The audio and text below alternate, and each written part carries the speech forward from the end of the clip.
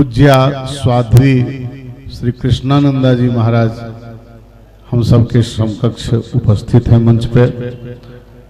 मैं उनसे निवेदन करूं कि वे अपने वचनामृत से हम सबको कृतार्थ करेंगे और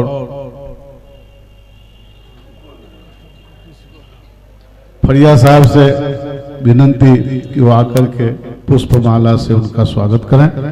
आइए श्रद्धेय स्वामी श्री कृष्णानंदा जी महाराज वृंदावन श्रीधाम।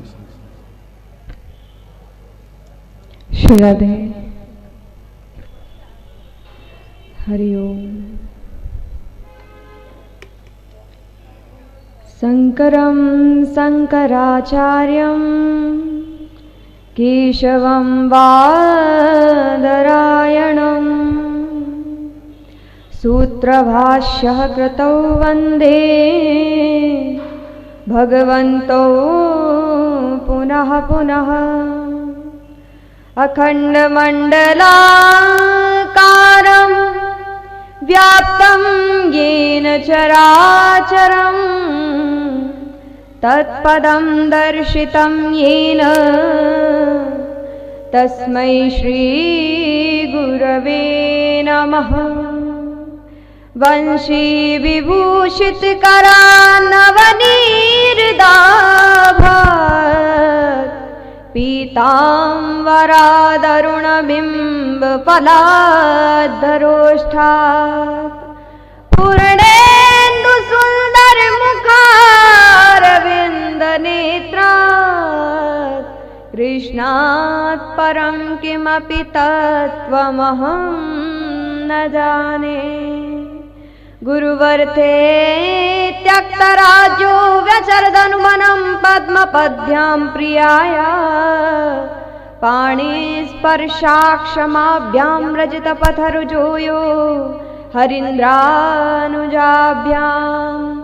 वैरूप्या चूर्पणाख्या प्रियविरहरुषारोपितभ्रूभृजिम्भ त्रस्ताब्धिर्बद्धसेतु खलदवदहन कौशलेन्द्रोऽवतान्नः कौशलेन्द्रोऽवतान्नः। श्री सद्गुरुदेव भगवान की जय। वृंदावन बिहारी लाल की जय। सभी संत महापुरुषों की जय। परम मंगलमय भगवान श्री कृष्ण का शब्द विग्रह श्रीमद् गीता जी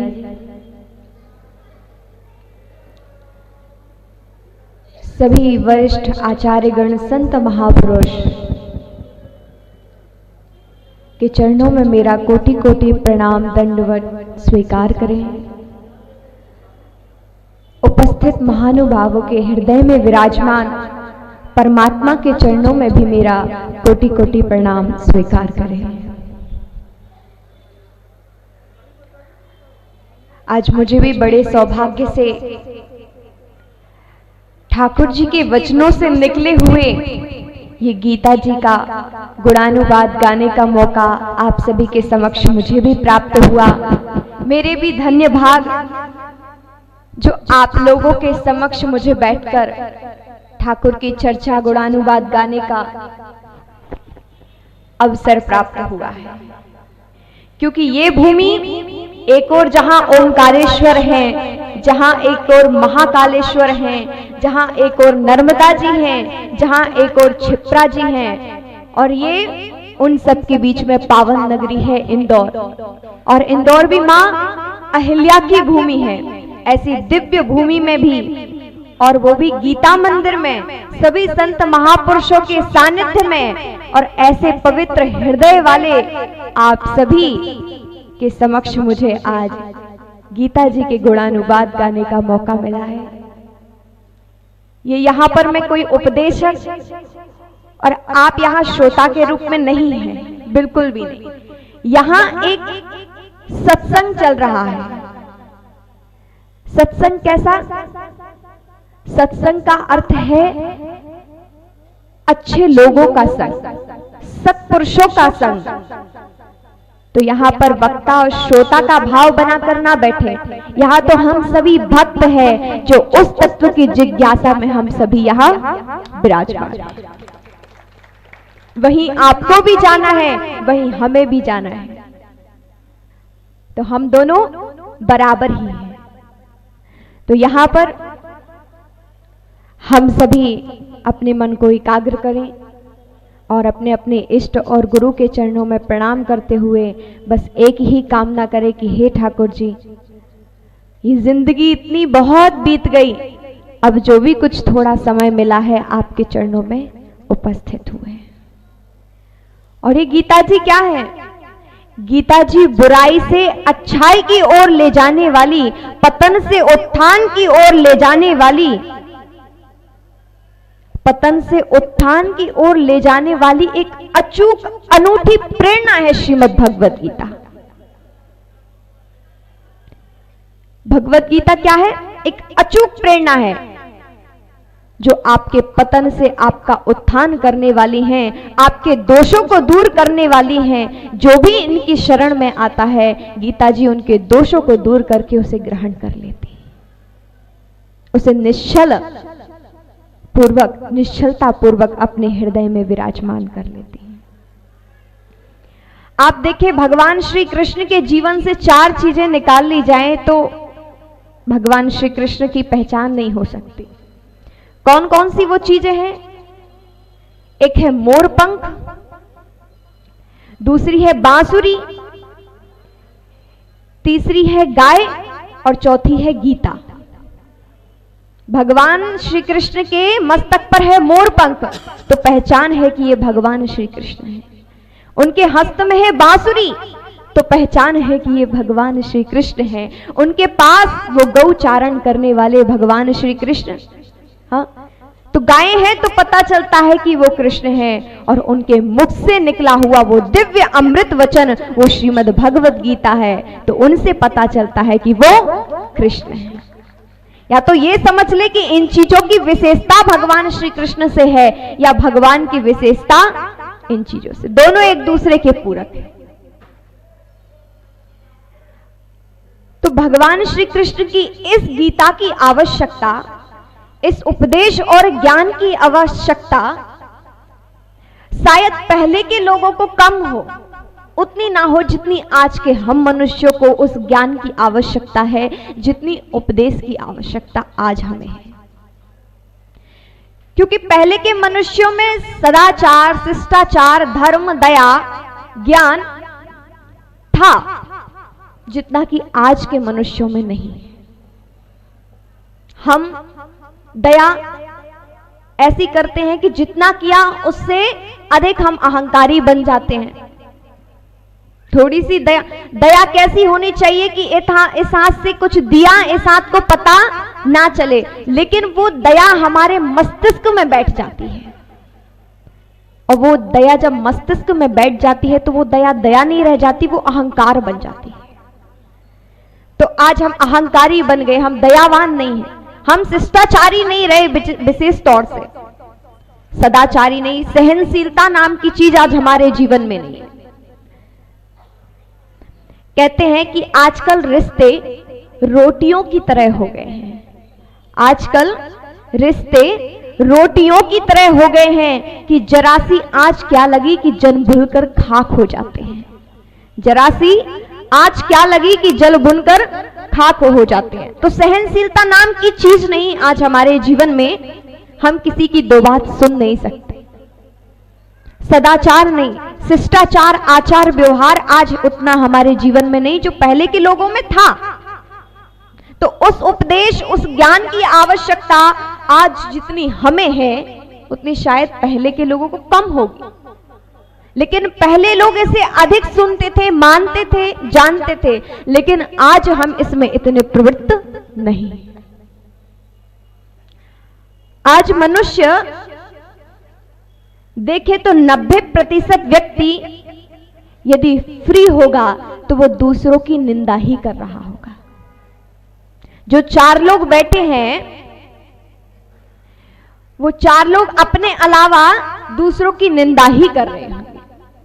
आज हम अर्थ के पीछे, काम के पीछे दूसरों की निंदा जैसी प्रवृत्ति हमारे अंदर आ गई है। तो दूसरों की निंदा करना, अर्थ यानी धन कमाने में लगे रहना और भोगों का उपभोग करते रहना। तो धर्म तो चला गया और रह क्या गया? अर्थ और काम। अब धर्म ही नहीं है तो मोक्ष तक कैसे पहुंचेंगे? 4 पुरुषार्थ है, धर्म, अर्थ और काम, मोक्ष। लेकिन हम अर्थ और काम के ही बीच में लगे हैं। धर्म और मोक्ष से हमारा दूर दूर तक कोई लेना देना नहीं रहा आज। तो आज हम धर्म में प्रवृत्त नहीं है। व्यक्ति देखे तो अर्थ के पीछे भाग रहा है, धन के पीछे भाग रहा है। 90% व्यक्ति, आज 4 लोग बैठे हैं तो वो अपने अलावा दूसरों की ही बुराई कर रहे हैं। वो 4 ठीक है, उसके अलावा आप किसी की भी देखो, चाहे वो कोई भी टॉपिक उठा ले, राजनीति का कि वो नेता ऐसे, वो ऐसे, संसार में ये हो रहा, ये हो रहा, दुनिया भर की बुराई सिर्फ अपने को छोड़कर। तो दूसरों की निंदा में प्रवृत्त। अर्थ, धर्म को तो छोड़ दिया, मात्र हम अर्थ में लगे हैं, अर्थ कमाने में प्रवृत्त हैं, दूसरों की निंदा करने में प्रवृत्त हैं। किसी ने बहुत सुंदर लिखा है कि उम्र जाया कर दी, उम्र जाया कर दी लोगों ने औरों के वजूद में नुक्स निकालने में। उम्र जाया कर दी लोगों ने औरों के वजूद में नुक्स निकालने में। यदि इतना ही खुद को तरासा होता, यदि इतना ही खुद को तरासा होता तो खुद फरिश्ते हो जाते हैं। यदि इतना ही खुद को तरासा होता तो खुद फरिश्ते हो जाते। हम दूसरों की निंदा ही कर रहे हैं, धर्म में प्रवृत्त नहीं हो रहे। आज हम यहाँ बैठे हैं तो हमारी मन की गति कहीं और है, हमारी दृष्टि कहीं और है। तन यहाँ है तो क्या लाभ? तन यहाँ बैठा है, मन यहाँ नहीं है, दृष्टि कहीं और है, तो इस तन का भी बैठना यहाँ कोई मतलब का नहीं। उस तन के साथ हमारा मन, हमारी दृष्टि, हमारी इंद्रियां सब यही हो, ठाकुर के चरणों में लगी रहे। तो यदि हम दूसरों की जिंदगी में दूसरे व्यक्ति को उतना ना तरासे, उतना ना देखें, अपने को देख लें तो शायद हम उस तक पहुंच जाएं। क्योंकि इस जीवन का कार्य केवल अर्थ और काम ही नहीं है। अर्थ और काम तो जीवन को चलाने के लिए है, जीवन नहीं है। जीवन को चलाने के लिए अर्थ और काम है। लेकिन नहीं, हम सिर्फ अपने अपने कार्यों में इतने व्यस्त हैं, कहीं ये जीवन ना निकल जाए और हम बस यही करते करते यहां से चले जाएं। जो लेना था वो तो कुछ हमने बांधा नहीं, पाप की गठरी तो बांध ली जो जानी नहीं है, लेकिन जो कुछ लेना था उसका तो हमने कोई साधन जोड़ा ही नहीं। व्यक्ति केवल मात्र दूसरों के ही नुक्स निकालने में लगा हुआ है। एक व्यक्ति सदा दूसरों में ही बुराई खोजता था। उसे कोई सामने नहीं दिखा तो वो कोयल के पास ही पहुंच गया, बोला कि कोयल तू है तो बड़ी मीठी, बोलता बहुत अच्छी है तू, लेकिन तू काली है। यदि काली ना होती तो कितना अच्छा होता। अब इतनी भी बुराई करने से मन नहीं भरा तो समुद्र के पास पहुंचा, समुद्र से कहा आप इतने विशाल हैं, आप इतने विशाल हैं, यदि तुम खारे ना होते तो कितना अच्छा होता। इतने भी मन नहीं भरा तो तीसरी बार वो बगीचे में पहुंचा और गुलाब से कहा कि तुम हो तो बहुत सुंदर, सुगंधित हो, लेकिन यदि तुम में ये कांटे ना होते तो तुम कितने अच्छे होते। व्यक्ति का मन फिर भी नहीं भरा। अब तीनों ने मिलकर सोचा कि क्या करें, इसको कैसे शांत करें। तीनों ने मिलकर एक ही बात कही कि तुम मुझे काला बोलते हो, तुम मुझे खारा बोलते हो, तुम मुझे कांटे से युक्त बोलते हो, यदि तुम भी बहुत अच्छे हो, यदि दूसरों की बुराई करना तुम त्याग देते तो तुम भी कितने अच्छे ना होते। मनुष्य तू बहुत अच्छा है, सभी दुर्लभ दे तुझे प्राप्त है, तू कई साधनों का धनी है, तुझमें क्या कमी है। सब कुछ तेरे पास है, लेकिन यदि तू दूसरों में नुक्स निकालने में ना लगा रहता, दूसरों की बुराइयां करना छोड़ दे, तो तू कितना अच्छा हो जाए। तो आज हमें क्या अपनाना है? सत्संग अपनाना है। जो कुछ हम अपना रहे हैं उससे हमारा काम बनने वाला बिल्कुल भी नहीं है। हम धर्म छोड़कर अधिकतर अर्थ में लगे हुए हैं। हम ये नहीं कहते कि आज अर्थ की आवश्यकता नहीं है, सबसे ज्यादा आवश्यकता है। अर्थ अर्थात धन की, पैसे की बहुत आवश्यकता है, लेकिन इसका तात्पर्य ये नहीं कि आप धर्म को छोड़ दो, केवल अर्थ पर डिपेंड हो जाओ, केवल आप अर्थ को ही, उस पर ही निर्भर रहो। ऐसा नहीं, अर्थ बुरा नहीं है। हमारे यहां तो अर्थ शास्त्र है, शास्त्रों में गिनती है, यह भी एक विधा है। अर्थ भी शास्त्र है। 4 पुरुषार्थों में द्वितीय नंबर पर अर्थ है, धर्म अर्थ काम मोक्ष। तो बुरा नहीं है, लेकिन वो धर्म से युक्त हो। जरूरी नहीं कि आपके पास बहुत धन है, आप धन कमा लेते हैं, लेकिन उसके साथ शांति आए ये कोई गारंटी नहीं। धर्म, आप अर्थ कमा रहे हैं, उस अर्थ के साथ आपके पास शांति हो, उसके संग शांति चली आए कि धर्म है कि अर्थ आपने कमा लिया तो शांति भी बनी रहेगी, इसकी कोई गारंटी नहीं। लेकिन यदि आपने धर्म कमा लिया तो आपको मोक्ष प्राप्त होने की गारंटी अवश्य है। आपने यदि धर्म कमा लिया तो मोक्ष आपसे दूर नहीं है। तो इसलिए अर्थ कमाएं, लेकिन धर्म सहित। दुर्योधन को देखें, उसके हाथ में तो ऐसी रेखा थी कि वो जितना दान करता था, जितना धन कमाता था, उससे ज्यादा और उसका बढ़ता ही जाता था।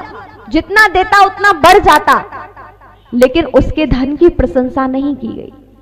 आप देखें, युधिष्ठिर जी के पास जो धन था, उन्होंने वो सही मार्ग पर लगाया, सही जगह लगाया। राजसु यज्ञ किया, यज्ञ आदि दान धर्म सब करते रहे, लेकिन उनका अर्थ किससे जुड़ा था? धर्म से। इसलिए उसकी प्रशंसा थी। और दुर्योधन का धन धर्म से नहीं जुड़ा था, इसलिए उसकी प्रशंसा नहीं थी। लोग कहते हैं कि पैसा हाथों का मैल है। लोग कहते हैं पैसा हाथों का मैल है, तो क्या सबका हाथ गंदे करने का मन नहीं करता? हा? सब चाहते हैं कि हमारे पास धन हो, सब उसमें लिप्त होना चाहते हैं, लेकिन जरूरी नहीं कि आप उस पर ही निर्भर रहें। धर्म के संग यदि निहित होगा अर्थ, तो ही आपके लिए लाभदायक होगा। आप देखें, जीवन का लक्ष्य क्या है? जीवस्य तत्व जिज्ञासा। जीवस्य तत्व जिज्ञासा। जीवन का, इस जन्म का कार्य केवल और केवल ये नहीं कि आप संसार के कार्यों में ही लिप्त रहें।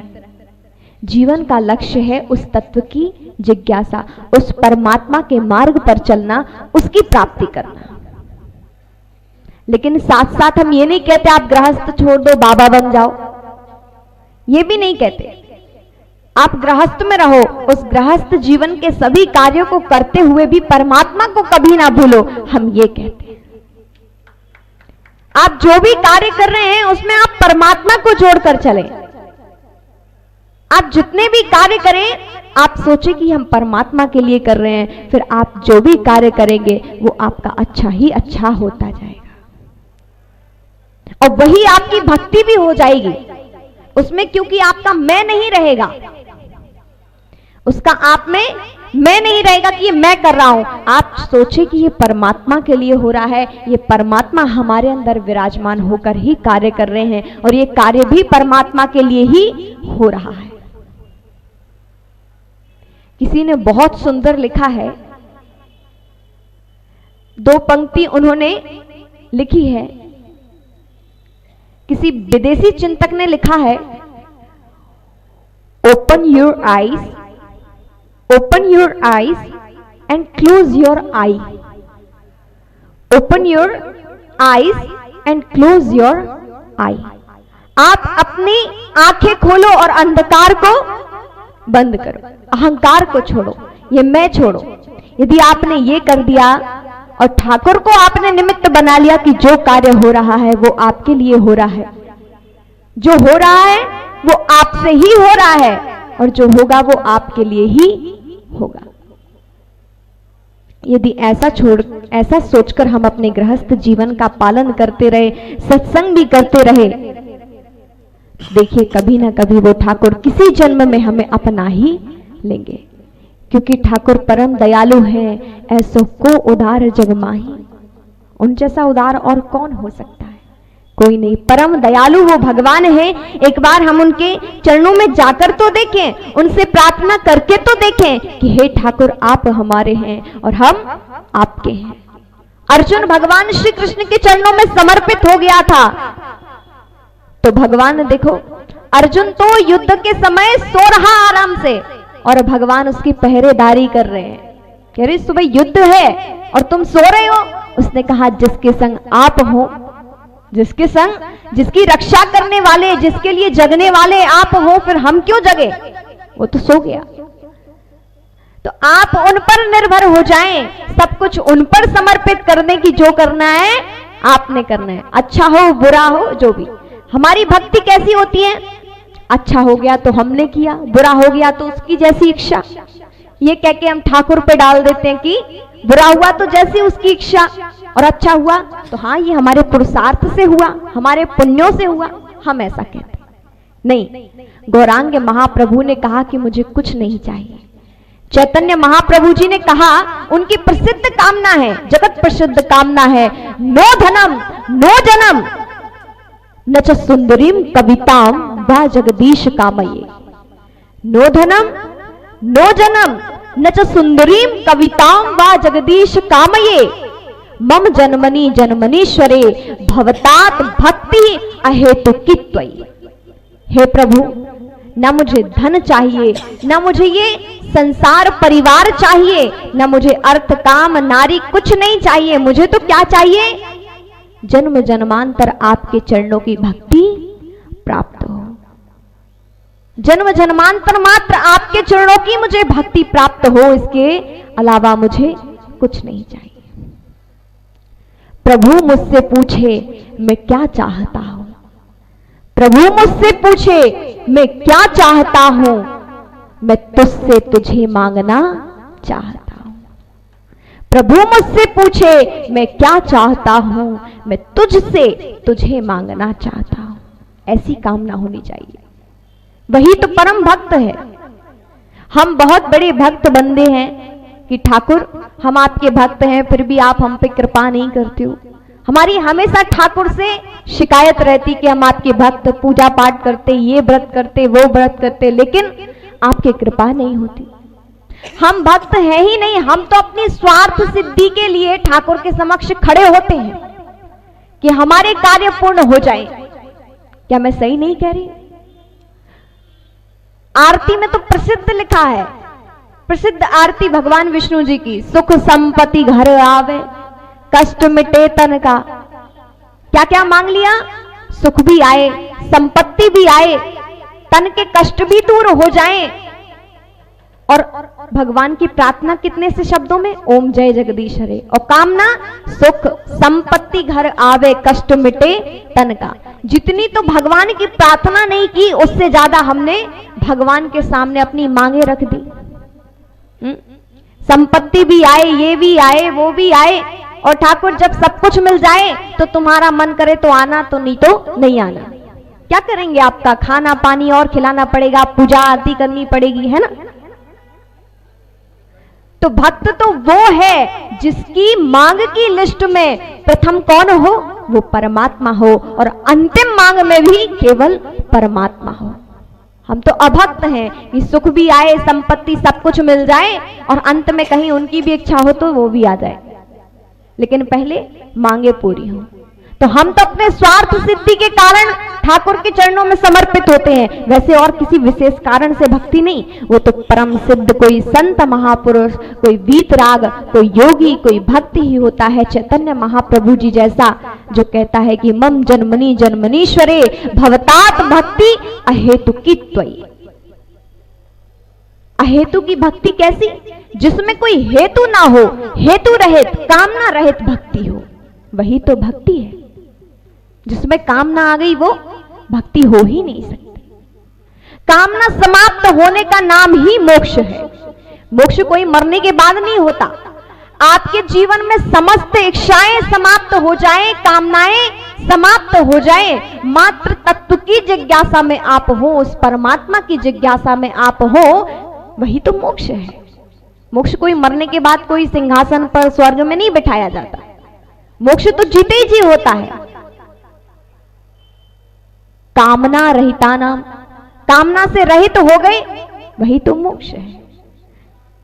और वो कामनाएं हमारी समाप्त होती नहीं है। हमारी कामना दिन प्रतिदिन बढ़ती जाती है। लेकिन उन चैतन्य महाप्रभु जी ने कहा, मुझे कुछ नहीं चाहिए, मुझे चाहिए तो क्या? प्रभु केवल आपकी जन्म जन्मांतर की भक्ति मुझे आपसे प्राप्त हो।